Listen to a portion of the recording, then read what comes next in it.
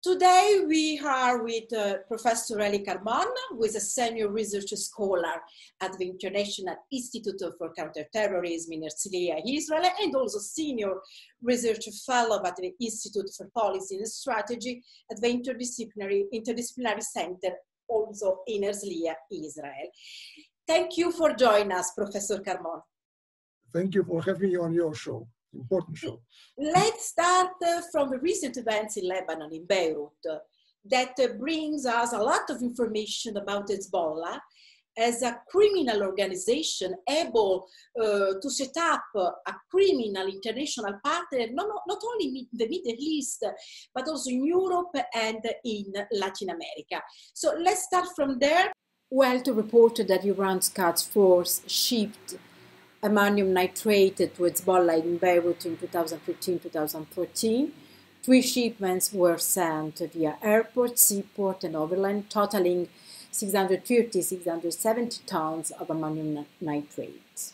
And another information that I want to put on the table is that the person who actually manages the port of Beirut is Wafik Safa, Hezbollah security chief and Nasrallah brother-in-law.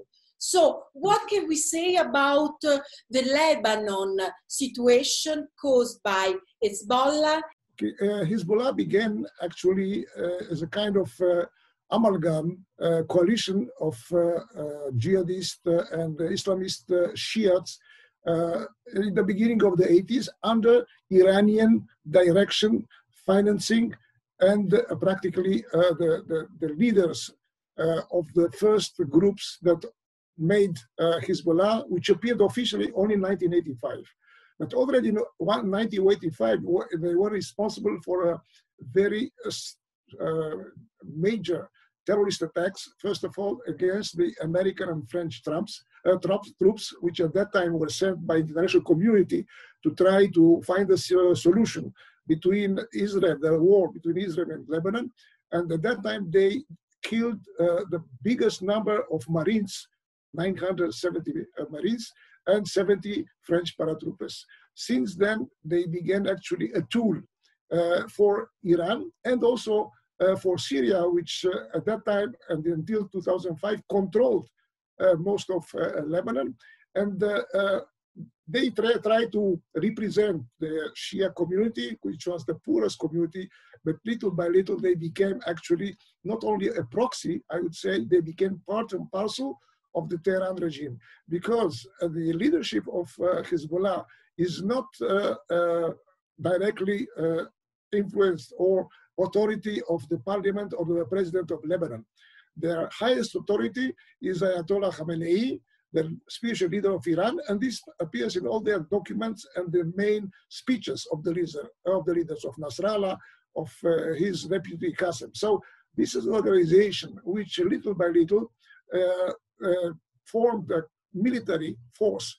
At the beginning, a guerrilla force, but since 2000, when Israel left the Lebanese territory, they actually began to enter politics. And through politics supported by subversion and by the military might, they took control of the parliament, although they don't have the biggest number of parliamentaries, but they could influence the decision how to elect the president. For 2 years, there was no president in Lebanon, and only 2 years ago, they accepted the presidency of Michel Aoun, which is a Christian, but he cannot actually rule without the support of Hezbollah. So this is a political movement, religious movement, but at the same time, it's a hybrid army. They are stronger today, after years of fighting in Syria, than the Lebanese army. They have a huge arsenal of long-range missiles, more than 120,000, mainly against Israel. And also they control part of Lebanon, southern Lebanon, and the Bekaa Valley, and some neighborhoods in Beirut. So nothing can be done in Lebanon without the approval of Hezbollah. And when in 2008, the government, central government, tried to curtail their activity at the airport, because they control also the airport and the communication system in Lebanon, they staged a military coup. they killed some 100, 120 per person, and in the end, the government of Lebanon gave it up and returned, Hezbollah returned to be the main element which actually decides what happens in Lebanon and in Beirut. What is scary to me is that they are able to grow up in their criminal capability. Let's talk about the huge availability that they have about TNT, because Beirut is not an isolated case. We had other examples in Europe, but also in South America. Can you tell us more about this? What characterizes this organization, that in their wave of terrorist attacks worldwide, global attacks, from the Middle East to Central Asia, to Georgia, to Azerbaijan, to India, Thailand, to Buenos Aires, and other places in South America. This is a kind of network that is a strategic decision by the Iranian government in cooperation with Hezbollah. So there is a direct link between the Hezbollah operative agencies or commandos and the Iranian Revolutionary Guards, which until lately were commanded by the Al-Quds Force General Qasem Soleimani, which the American killed in Iraq because he was attacking American troops in Iraq, in Syria, in Yemen, and so on. So the Hezbollah is financed actually by three kind of resources. One is the Iranian government. Until lately, most of the financing came from Iran, but because the huge infrastructure, economic, social infrastructure, which serves the population but serves also the organization, came from Iran. The sanctions against Iran, it's a lot of money. $1 billion every year. $1 billion every year.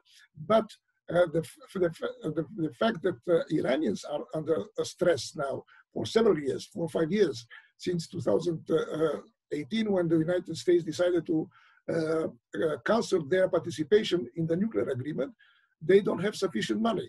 So the second level of support is from criminal activities. It's a long time that Hezbollah, by the way, at that time, in cooperation with the Syrian regime, which until 2005 was occupying Lebanon, they developed a network of cocaine and opium network, which went mainly to the Middle East and also to South America. The port of Lakia is crucial in this sense.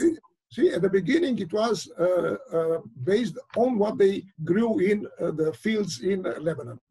But little by little, they used the Shia communities worldwide, especially in South America and West Africa.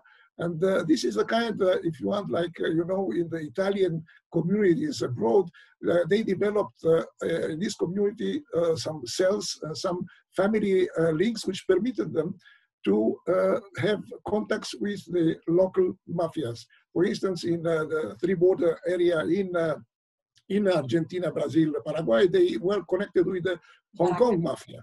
They are connected to Hong Kong mafia. Then later they began activities with the Colombian FARC, especially based in Venezuela, because you know the Venezuela is supporting also the FARC subversive activity against the Colombian state. So this also provided them a lot of money, and because of the Iranian weakness, this has become an important part of this financing of Hezbollah. And the third part is donations by Syrian, by Lebanese Shia citizens which live in these communities, because they have family, they have obligations vis-a-vis their community.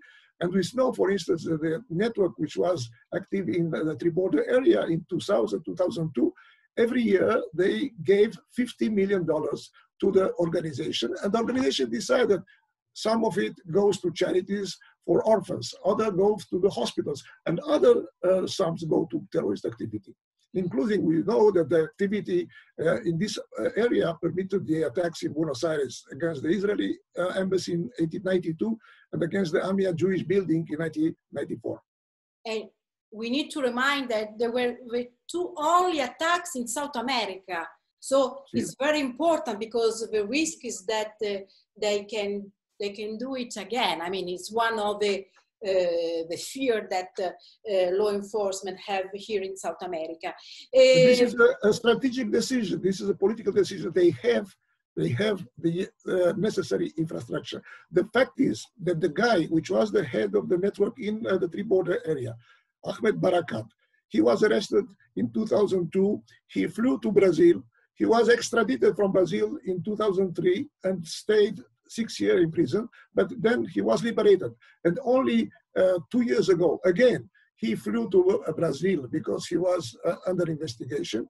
And only 2 months ago, he was extradited again from Brazil to Paraguay in order to be put on trial for money laundering, for terrorism, and for subversion. Unfortunately, most of the trials are on money laundering and not on terrorism. This is one of the problems that we have in South America. Don't you think that we will need to change also the idea of sanctions? I mean, we have US sanctions, but in South America, they are not effective. I read some papers saying that it would be much more effective if Brazil, Paraguay, Argentina took a much more serious position on it, putting sanctions, local sanctions, because sometimes the US sanction doesn't work in these countries because of corruption, because of many, many factors. One of the problems is indeed the fact that in these areas, like in Ciudad del Este in Paraguay, or the Foz do Iguaçu in Brazil, is there is a lot of local criminality, smuggling, not only of narcotics but also weapons, a lot of commercial smuggling also, and corruption, and the authorities are not very well controlling these areas. Until 2002, there was no control at all. Under American pressure, after the big attacks in 9/11, some activity began. But look, in Argentina, for instance, only 2 or 3 years ago, under the presidency of President Macri, there was a decision to outlaw Hezbollah, and there was a decision to put their assets under control. And the new government was a bit more lax, President Fernandez. And look, 2 months ago, a judge decided again, we have to control the finances and to take the assets they have in the Argentinian side. What happens in the Paraguayan side and Brazil is not clear. But at least Argentina has advanced politically by outlawing it and also bringing around a kind of special unit which has to control the activities of Hezbollah. Now, to return to your question, actually, about the ammonium nitrate. The ammonium nitrate became now an issue because of the explosion in the port. But actually, we know that Hezbollah, since 2009, and more so since 2011, has organized a huge smuggling of ammonium nitrate all over the world, in putting them in 3-4 places for future attacks. The first wave of attacks was in 2011, 2012, but they prepared this storage of ammonium nitrate in Great Britain, in Cyprus, in Germany, and in Thailand. In Great Britain, 3 tons of ammonium nitrate. In Cyprus, 8.5 tons of ammonium nitrate. Germany, 800 tons. And in Thailand, 4,000 tons. And in Peru, too, they try to bring Peru, it was not in Peru, the operative Amadar, which came to Peru, he received the explosives from the storage in Thailand. So we understand how it works. There is a central station, if you want, from where you can take 10 kilos, 20 kilos, because this is the basis for producing the explosives. And it's difficult to smuggle every time. But if you have a place where, now, the authorities in Great Britain, in Germany, in Thailand, and in Cyprus did not know about them. Only in 2012, the Israeli authorities gave to the Thailand the information that permitted to put their hand on this storage. And in 2015, in Great Britain, Germany, and Cyprus. So you understand, you see also the irony, we can have a blast the irony of politics. nobody was arrested. Nobody was arrested as responsible for it.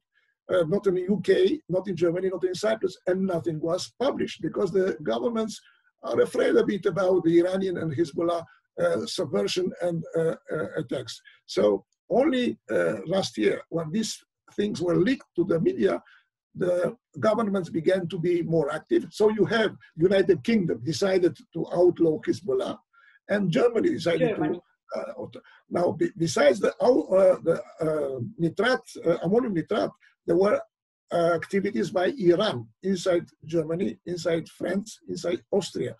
In some cases, like in France, for instance, the intelligence of Iran was working together with Hezbollah. In the past, by the way, most of the attacks for Iranian needs against Iranian targets, Iranian oppositions, were done by people from the Revolutionary Guards together to Hezbollah. For years, people, operatives of Hezbollah were arrested in Germany, under trial and in prison in Germany. So this country know very well what happens. But for political reasons, they try to keep some kind of silence, and only the political pressure of the discovery of this storage of ammonium nitrate after the 2018 activity of assassinating opposition members in France, Austria, Norway, Denmark. These countries, France especially, and Denmark, have asked for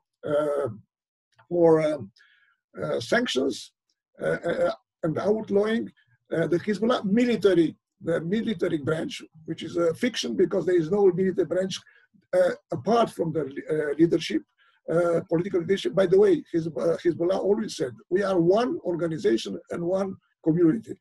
And also against the Ministry of Intelligence, not against Iran, the Ministry of Intelligence, the special apparatus responsible for the attempts against, or assassination attempts against the opposition. By the way, in the Netherlands, there were two opposition members, one Kurd and the other one Arab, Abhazi, and they were assassinated in 2017-18. And Netherlands decided also to outlaw Hezbollah. So this is a very complex, I would say, political strategic situation when the countries, on the one hand, want to fight the terrorism and the subversion, but on the other hand, they are very cautious not to hurt too much Iranian interests, because there are also economic interests. It must be clear here that European countries need in the Iranian market for their own products. And the moment they signed the nuclear agreement in 2015, there was a wave of visits, high-level visits to Iran to try to, only the American sanctions, they stopped. But the risk is that the local population, the European population, will pay a huge price, because if we have all these explosives stockpiled everywhere, I mean, it's dangerous. I would tell you, we are working with the community, European community, my institute, with other colleagues from Europe, including with police agencies, in kind of consortium of research, academic research, okay? And most of the research the last 5-7 years have been on the Sunni jihadists, okay? Al-Qaeda, ISIS, or Daesh, nothing about Iran and Hezbollah, nothing. Now, 2 years ago, there was a wave, as I said, attempted attacks, which were foiled in many ways because of Israeli information and the local intelligence services. And the Europol has an yearly report, which gives all the information, a very good report about terrorist activity in Europe. In 2 last years, 1 word about the Iranian and Hezbollah activity. 1 word. They don't exist. So how is it that Denmark and France ask for sanctions against the Ministry of Intelligence of Iran, and the Hezbollah military branch is outlawed, and nothing is written in the Europol report? In Italy too, we have a recent seizure of Captagon, and yes. The press just attributed this to the ISIS members, but actually there were many evidence bringing us to Hezbollah, and the same for a drug ring that has been discovered a few years ago with Hezbollah people involved. Let's go strange. I think it was strange also because I don't think that ISIS, although we know that ISIS is also active sometimes in smuggling narcotics, but such a quantity, 1 billion, worth 1 billion, it was very difficult. And in the end, I think there is a kind of combination between the Syrian Bashar al-Assad regime and Hezbollah. Exactly. So a joint venture. A joint venture, a criminal joint venture. It's not the first time, by the way. May I ask you, I read in a paper that in a few years, if Hezbollah keep growing like this, could be able to have his own cocaine laboratories, or do you think that it's just an hypothesis, or we are very far away from it? Because they're really professional in it. I think they don't need to invest. I mean, they know that if they sell the raw material or material that they receive from other sources, it's sufficient for them. Okay. At the time when there was the opium, cocaine which the peasants in Lebanon cultivated. Okay, so they received. They were the ones which were paid really few dollars, but who gained from it was the Syrians and the Hezbollah, which received the great quantity. They concentrated it and they exported it. So I don't think that for the Captagon, I think this needs some kind of infrastructure, but I don't know if they build it or they are buying existing. Let's find, for instance, a facility which is a European facility or Asian facility where they can make a deal and say, you produce the Captagon and we are buying it and smuggling or selling it in other places.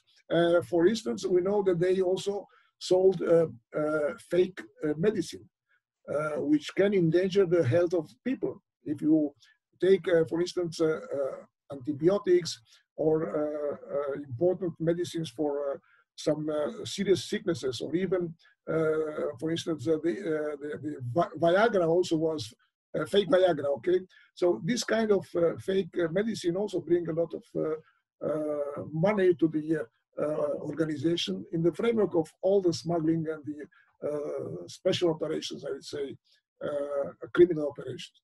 Just to finalize, let's go back to South America. We can say for Hezbollah, follow Mali, but also follow Iran. And Iran, in this moment, Iran has already penetrated South America, Brazil, Argentina, Paraguay, Bolivia, and now Venezuela. What we are facing in Venezuela is a nightmare because we have all the worst powerful forces in the world, Russia, China, and Iran. What could we do to stop it? Because Maduro regime is making a huge business with Iran. It needs Iran to keep its activities, and the penetration is huge. There are a lot of flights traveling all the weeks. We have information that there is a lot of Iranian agents in Venezuela, engineers. I mean, Venezuela is importing Iran facilities. It's very dangerous, not only for Venezuela, but for all the region. So what can we do? Listen, this was a kind of cooperation because the two were rogue regimes in the sense that they need each other on the political level because they are as a pariah regime. The Chavez period, they were more lucky because Chavez was influential in Bolivia, in Ecuador, in the Caribbean. So he could build this kind of ALBA alliance or Bolivarian alliance. Okay, since his death and the very dire situation in Venezuela, this is very difficult. So Maduro regime is actually striving to survive. This is and they need, for instance, even for oil. So they received from Iran, and in spite of the American threats, 5 ships arrived in Venezuela several months ago. Americans did nothing, but now we hear that the United States decided to confiscate, to take control of 4 ships that went to Venezuela. So this is a kind of sanctions and pressure in order to convince the Iranians and the Maduro regime. And by the way, one of the go-betweens in this affair was a Colombian called Alex Saab, which is a Lebanese, and he was arrested in the Isla Verde, in the African island, because he was involved in this kind of dealings and he was traveling, actually was traveling on an Iranian flight. Yes, yes. So it will be difficult to convince Iran and Venezuela. The Hezbollah, I can tell your public, because many in South America, including Venezuela, do not know that ideologically, Chavez, when he came to power, he was influenced by a radical right-wing group in Argentina. When he left the prison and went for the first time to Argentina, he met with a group of officers, right-wing radicals, and a guy called Norberto Ceresole. Norberto Ceresole became the ideological master of Chavez, and for 5 years he was advisor in Venezuela. Now, he wrote several books about Iran, Ceresole, and Hezbollah, proposing to Chavez that he adopt the asymmetric fight by Hezbollah.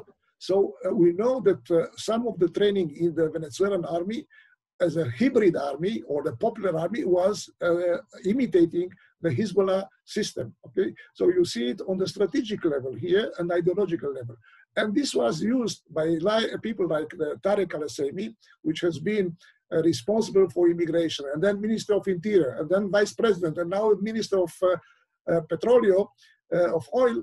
He was the guy which permitted to many people from the Middle East, especially members of the Iranian intelligence and the Hezbollah, to receive passports, visas, and this was in the framework of preparing the ground for an attack against the United States in case of need, against the United States. Okay, so we know, according to the last numbers that were published, some 173 passports were found to be of Middle Eastern people, which received them from this network of Tarek al-Husseini.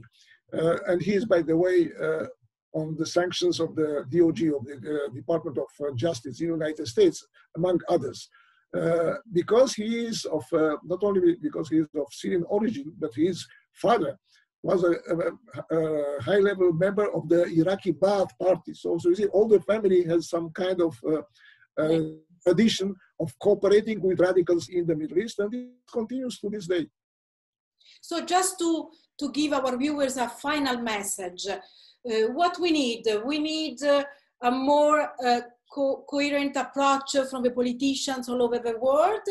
We need more education also of people to understand what is the problem, what is the issue, because generally the international media, it doesn't give much space to this other aspect that we talked about in this episode. So what we need to really make things change? I think first of all, it's a political will. Clearly, we see it in Argentina, because there was a period when they wanted to make an agreement with Iran and forget all about the terrorist activity in Argentina. So the Macri government at least changed this trend. Also in Bolivia, only after the Evo Morales left the political arena and he perhaps will return, we see a change. So the political will is absolutely necessary. And this also in the framework of the Organization of Latin American countries or states, also in the cooperation on intelligence and law enforcement between these countries. For instance, clearly the three-border area means that Brazil, Argentina, and Paraguay have, and we see the last months indeed with this affair of Barakat and the control of the border and of the assets of Hezbollah. We saw in Chile, for instance, Chile did not permit the implantation of such an infrastructure when in 2002 with the arrest in Paraguay. It was discovered that Iquique, which is also a center of smuggling and free. There are some Barakat members living there. The Chilean government expelled 120 members of Hezbollah very quietly. It was not published until today, I think, in Chile. So you understand that the political will, and I know that the Chilean authorities were and are still very aware of the threat. Okay, and the problem of Venezuela is that the pressure, I think the pressure should come not only or not mainly from the United States. It is important the countries which are Brazil, Colombia, Ecuador, which was under some influence of Venezuela, should press the government to change, either to change its policies or hopefully to be demitted and give the opposition the possibility to take control of the country. And just the last things, what about the European level? Because it's a problem also in Europe, because the popular vulgata is, but Hezbollah is a problem of Israel, but actually is not.